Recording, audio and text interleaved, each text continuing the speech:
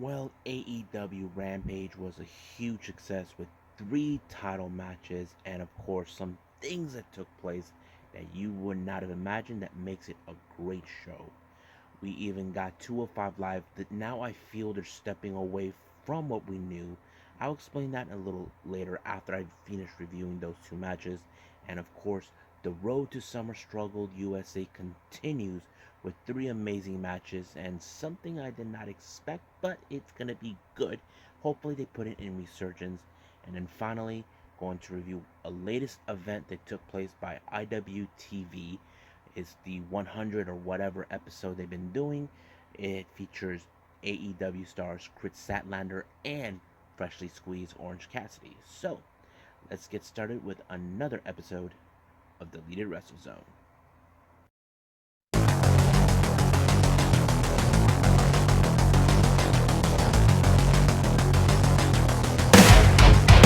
Are you ready? Get up, get up! Get up, get up! Get up, get up! Get up, get up! Get up, get up! Get up, get up!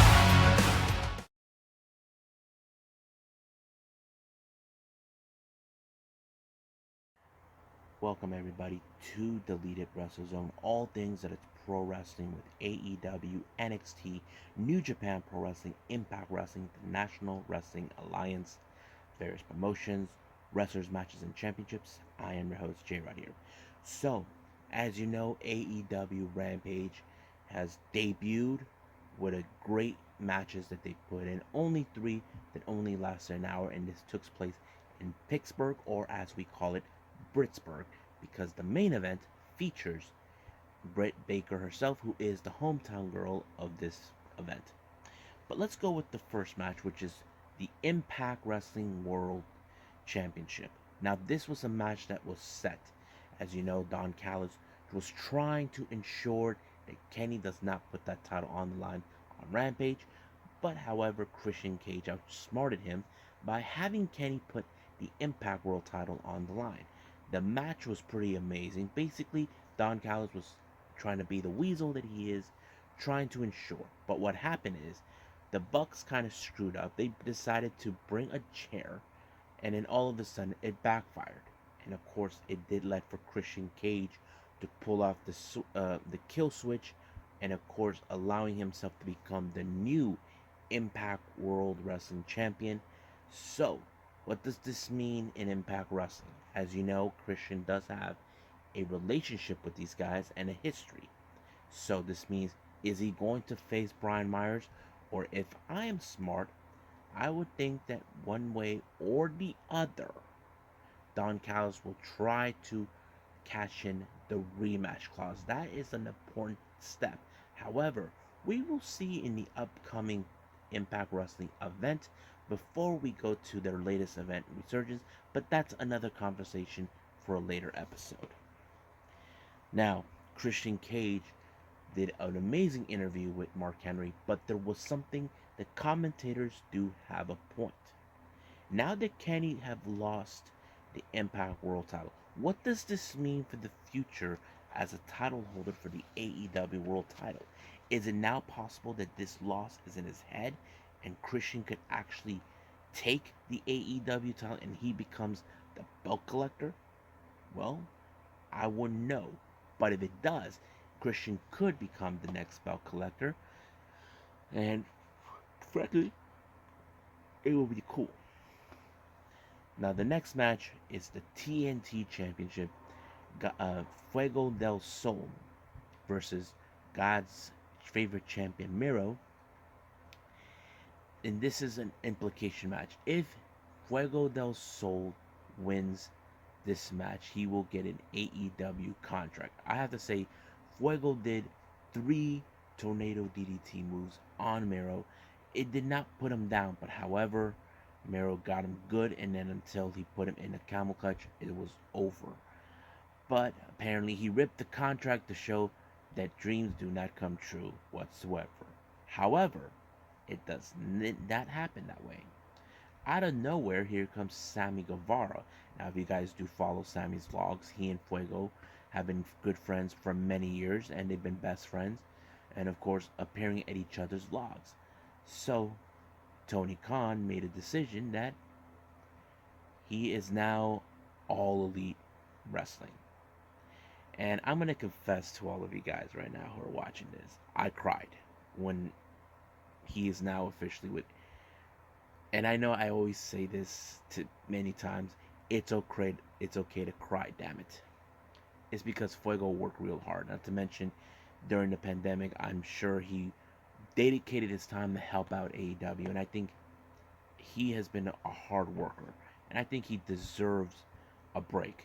That's what he does. He put in the time for AEW, regardless if he wasn't an official member. Now, during this time, I don't know what was its significance. We saw Darby Allin and Sting in the rafters. What is they trying to do? I don't know. But Taz doesn't seem like he was too pleased to see them up there. But we'll see what happens next week. Now, the main event, this is for the AEW World Women's Championship between Red Velvet and Pittsburgh's hometown girl, Britt Baker. I have to say the match was pretty good. I figured that Rebel was going to interfere. Now, did I believe that Red Velvet could, that Britt Baker is going to drop the title? To be honest, no. I think she will hold that title long as possible. But of course, what I did like is the psychological warfare. How Red Velvet was trying to hurt more damage to the wrist of Britt Baker that she injured from her match against Nyla Rose.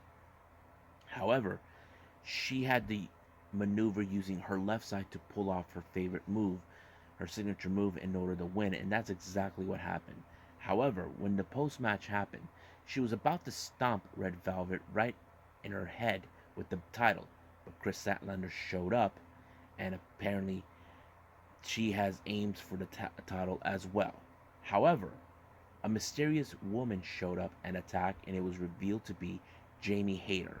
Now, those who may or may not be familiarized with Jamie Hayter is a wrestler based out of course, in the UK. Last thing I know, she did appear in AEW 2 years ago. However, before that, but during that time, she even made appearances with Stardom. The last thing I heard is that she was on the injured wrist. I don't know if she is still active with them, but she seems that she aligned herself with Britt Baker, and now it's been told that she is now officially a member of the All Elite roster. So I'm very excited to see how they're going to take this with the women's division and all that, and Britt Baker being aligned with this. I'm assuming we're going to see an all-female stable group. Well, who knows? But right now, I did enjoy, and this AEW Rampage is really good. I enjoy every match, but we'll see what happens next week when they go to Chicago. And we all know, or we think it's going to happen, but let's just wait until we get there.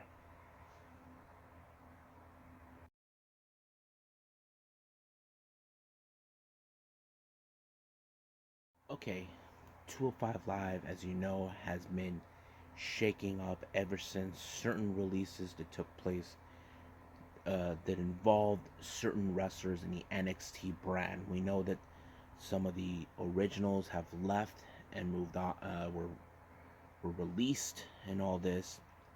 But however, I will not deny one match in particular that I find it okay. The other, I'm not sure because they seem like more of the heavyweight type of material. But let's review those two matches.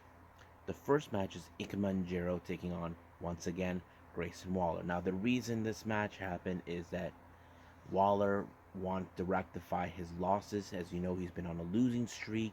He's being insulted by people saying he's not good enough because he's letting his own cockiness get in the way, and that's what he believes. But Ikemanjiro did the best that he could in his ability. As you know, he uses his jacket to do his dirty work, but it wasn't enough. Somehow, Greg Waller outsmarted Ikemanjiro, allowing himself to pin him the 1, 2, 3, and he believes now he is in the top of the world. But we'll see where they go.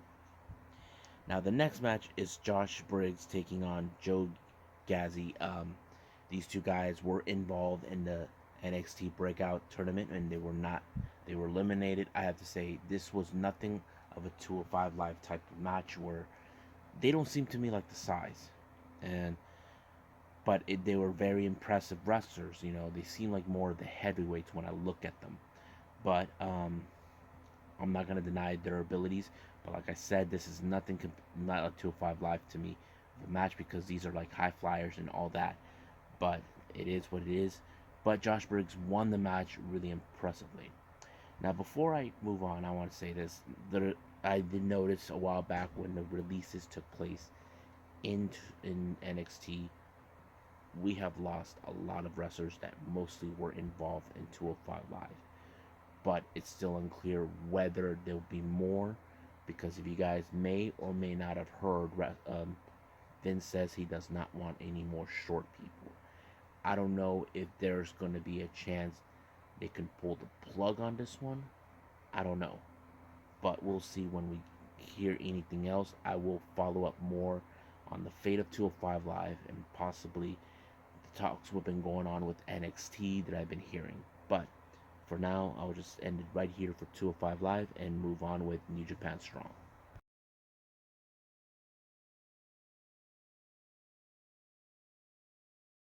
Okay, New Japan Strong, it just entered a second day or a second week in the Road to Summer Struggle USA. First match, we have Barrett Brown along with Bateman, but out of nowhere, he's being accompanied by Big Papi Pump Misterioso. Now, it's still unclear why did he align himself with them. Now, anything could have happened, but keep in mind, if you guys have noticed, we're now seeing factions being formed in New Japan, and I think they want to keep that whole thing like they do down in Japan with them with the factions. But we already have Team Filthy, but we don't know what they're gonna call these guys. But Barrett Brown, his opponent is a well-respected young athlete. We're talking about Wheeler Yuta. The match was okay and it was pretty good. I am impressed by Yuta as always, um, but it won't be the last time I keep mentioning him. But however, the match was once again intervened by Bateman, but Big Papi Pump took care of him to allow Barrett Brown to so-called win, thinking he's back in his winning ways. But we all know that he has help and he doesn't want to admit that. Now the next match we have Hakuleo taking on Fred Yeehai. And it was a very impressive match, but the real question remains, why did Fred Yeehai agree to this match? Hakuleo is 6'8".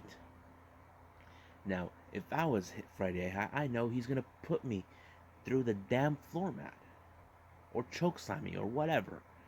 But I gave him preps that he stepped up, tried not to show no fear, that he's not afraid of a giant, and not to mention the younger brother of the Gorillas of Destiny. But who knows?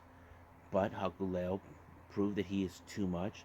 Not even Fred Yeehai's chops were able to put him down. But this time it was Hakuleo who put him out, and he won this match. But however, he called out for a mic. He says he wants better competition, and of course, the one person who responded to that is none other than Juice Robinson. So it's still unclear when this match could happen. Alex Kozlov said, make it happen, put it on Resurgence. But the real question is, can they make it happen in 24 hours? I don't know. But I do know that it would be a good match to watch. So we'll just wait and see. And finally, our main event is Team Filthy, Danny Limelight and Tom Lawler taking on Leo Rush and Fred, Carl Fredrickson. It was a very impressive match. There was a lot of good teamwork from both sides. Not to mention, try to keep the opponent away from his tag team partner, and that's what Team Filthy did. But however, it was mostly Fredericks who's been trying to get his hands on Tom Lawler so he can get another shot of the strong openweight title. And luckily, but however, they did not, either him or Leo Rush did not pin Tom Lawler. It was Leo Rush who took out Danny Limelight allowing himself to win the match. But however, when we will see that, who will be the next opponent for the Strong Openweight title? Well, only time will tell. But I would like to see the upcoming challenger, whoever he may be. But for now, I would just say we'll end it with this one and move on with IWTV.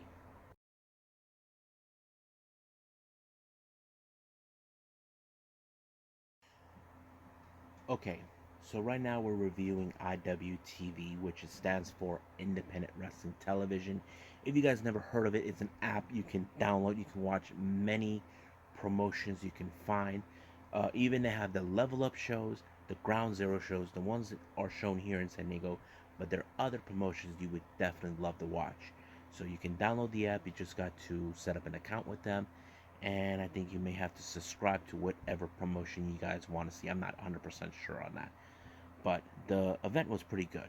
Um, this took place on the 8th of August on the H2O Wrestling Academy. Basically, this is one of those events that it was pretty good. Now, the opening match was a number one contenders ladder match for the IWTV Independent Wrestling World title.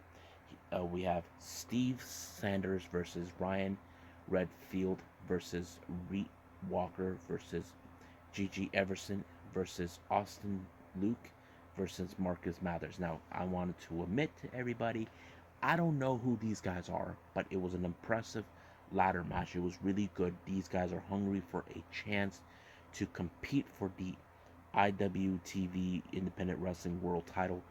And many people seems like they were mostly focused on this guy named Marcus uh, Mathers, and I think he was very impressive. You know, he was really good. The put a good impression on me how he was able to do it. I'm like, okay, this guy's good. I think will be an amazing wrestler to keep following. So I have to say it was very impressive that he was able to win the ladder match to get the number one contendership. So the real question is, when will he have it? But however, the main event involves that world title between Daniel Garcia and Wheeler Yuta. But we'll get to that a bit. The next match we have Eric Martin taking on Kevin Blackwood. This match was so good and intense and a bit of the aggression type of match you wouldn't imagine. But it appears many of the fan base were look like on the side of Eric Martin. I'm like thinking, okay, I can see why.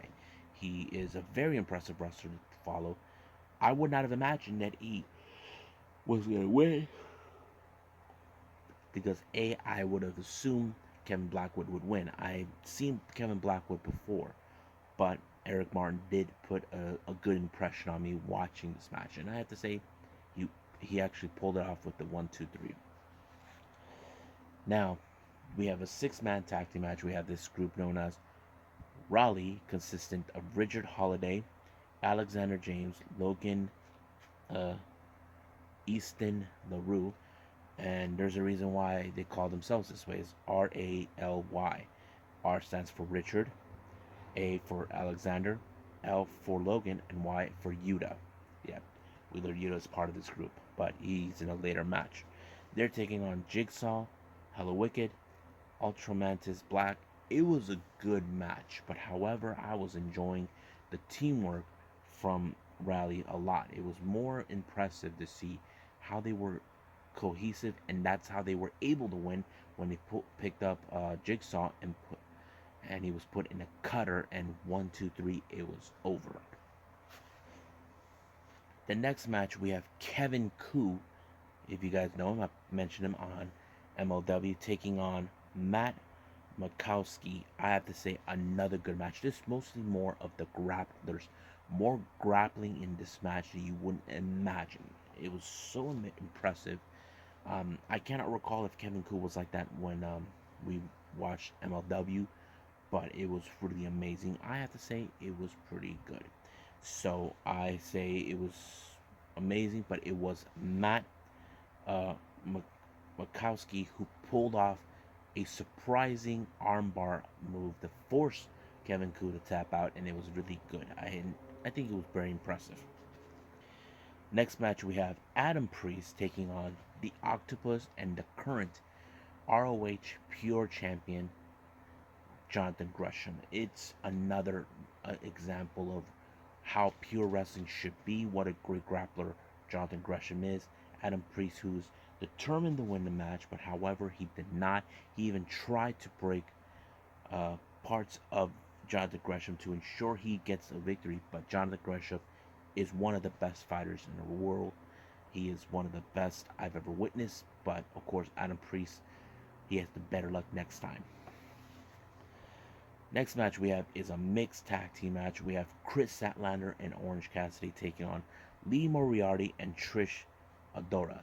Another good match. I have to say, I enjoyed this mixed tag because, as you know, we are fans of both Statlander and Orange Cassidy. They're both great competitors. I didn't expect that they were going to be in this, but they did. And the opponent's Lee Moriarty. I mentioned him on GCW, but Trish Adora, I don't know much, but I heard she's really famous in the independent scenes, and she's very impressive too. But however, it was Chris Statlander that picked up the victory for her and Orange, allowing themselves to be the victors for this.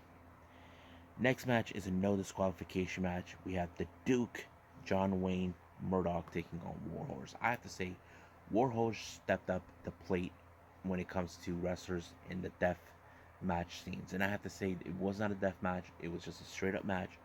But however, it was, of course,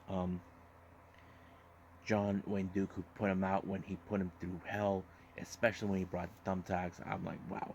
I don't know how Warhorse will feel in the morning, but it was pretty good. The next match is the IWTV Independent Wrestling World Title between Daniel Garcia and Wheeler Yuta, who is the champion. This match was unbelievably good. I was so impressed because it went up to an hour. Now, anything could have happened. There was grappling. There was too many pinfalls, counter and uncountered, however you want to put it. I have to say it was a good match. Not even Daniel Garcia knew exactly what to do to put a guy like Wheeler Yuta out of his misery, but it did not. So it ended in a time limit draw. But I did not see that part because whatever reason they did not show that part. But that's what I did find out. But I have to say, what do I think about the show? The show, I give it thumbs up. 2 thumbs up. I think this is one that it was worth watching. I hope everybody gets to see this. If you guys haven't, this is on watchprowrestling.com. You would see it right there, and you probably will enjoy it just as much as I did. So I think that's it right now with this part of the segment.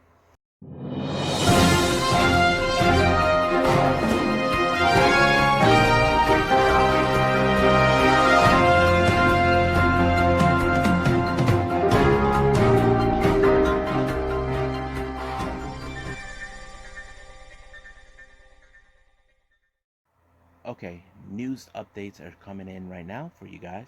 This is only one that I'm going to mention, and then this one is kind of like important right now. As you know, I'm way behind on Stardom. There has been a lot of changes that I might have mentioned on one of the previous episodes when I reviewed a past Stardom event.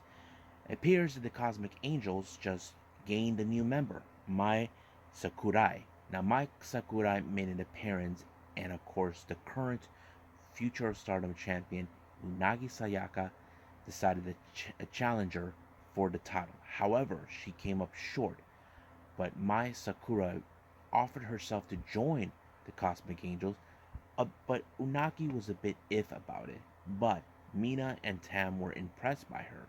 But of course, Sakurai actually assured her that she'll do her best. Now, the reason this is important is Cosmic Angels has always been, of course, a 3-woman team.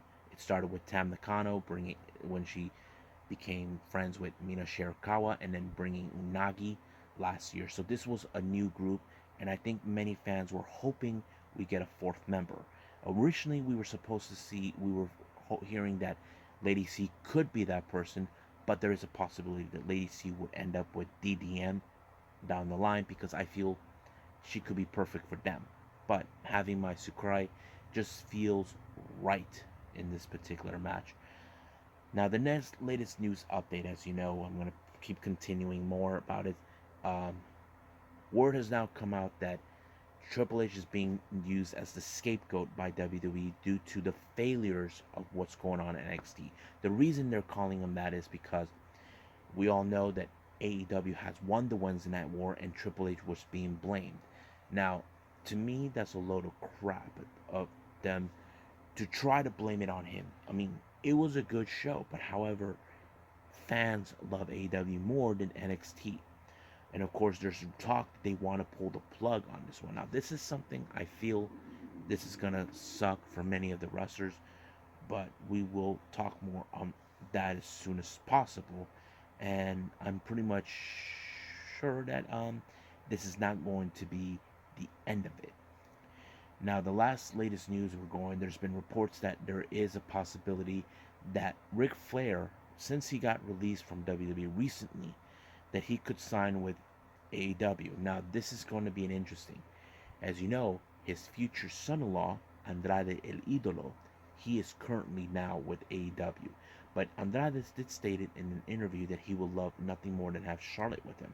Now, Charlotte did say that she doesn't feel right to go to AEW because A, she's a homegirl grown WWE superstar.